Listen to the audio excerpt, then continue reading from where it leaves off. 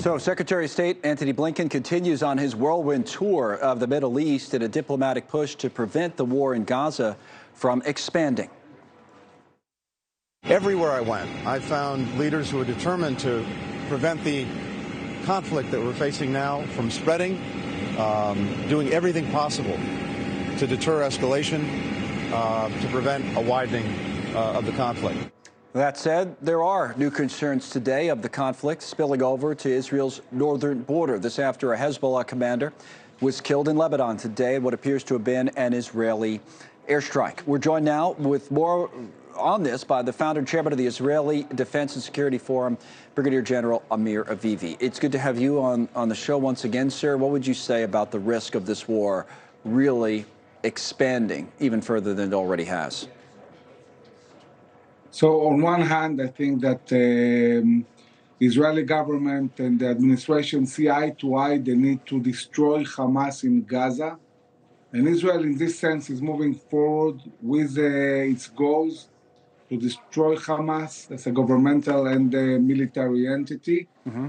But the big question is what will happen in the north with Hezbollah. I think there is an interest to try and find a solution to implement Resolution 1701, which calls for the withdrawal of Hezbollah from the southern part of Lebanon.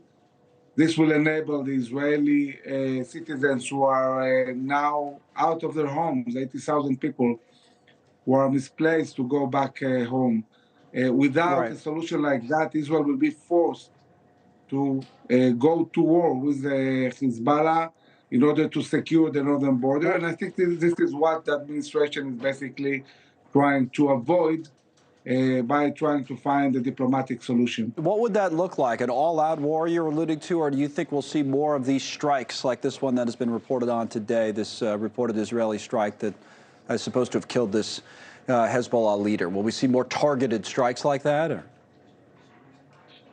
So it depends. Israel is saying really clearly, we're not going to live with a reality where Hezbollah forces are on our northern border, endangering the towns, the Israeli towns along the border.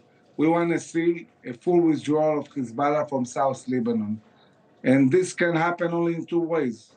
Either a war, and then it will be a full-scale war, or the implementation of Resolution 1701 and the withdrawal of Hezbollah.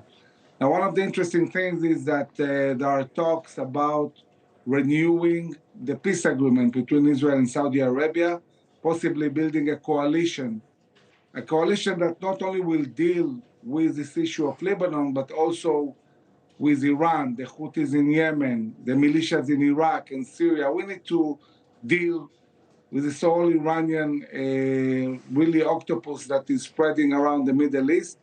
And for this, we need American leadership. Okay. We need to see a coalition and a willingness to pose a credible military threat on Iran and the Houthis and also Hezbollah. Now, you speak about American leadership. I want to ask you a little bit about that. We talked about Secretary Blinken already, and you mentioned trying to strike this balance when it comes to diplomacy and coalition building and all the rest. President Biden today was making a speech in the United States. He was in South Carolina. It was a campaign speech, and he was interrupted by some protesters who were anti-war or pro-Palestinian protesters, it appeared. And he reacted after their comments. They interrupted his speech, and he said something he hasn't said before. Again, it was an off-the-cuff comment. It wasn't scripted, and maybe didn't mean it the way he said it, but this is what he said. I want you to listen to this and see how it plays into what you were talking about. This is President Biden after he was interrupted by these protesters. I understand their passion, and I've been quietly working with the Israeli government to get them to reduce and significantly get out of Gaza. Using all that I can to do that. Says he's working with the Israeli government to get them to significantly reduce and, quote, get out of Gaza. What would you say upon hearing that, General?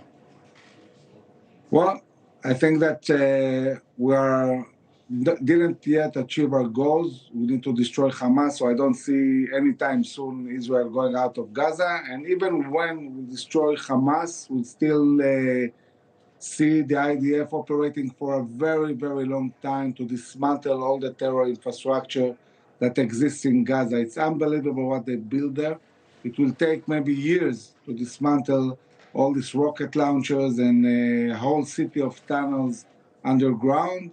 It's a long, long process. It's not going to happen anytime soon. Not going to happen anytime soon. All right, General Amir Avivi, we appreciate your time as always. Thank you, sir. Our coverage continues here on News Nation in just a Thanks so much for watching. Just go to joinnn.com to find News Nation on your television provider. And don't forget to click the red subscribe button below to get more of News Nation's fact-driven, unbiased coverage.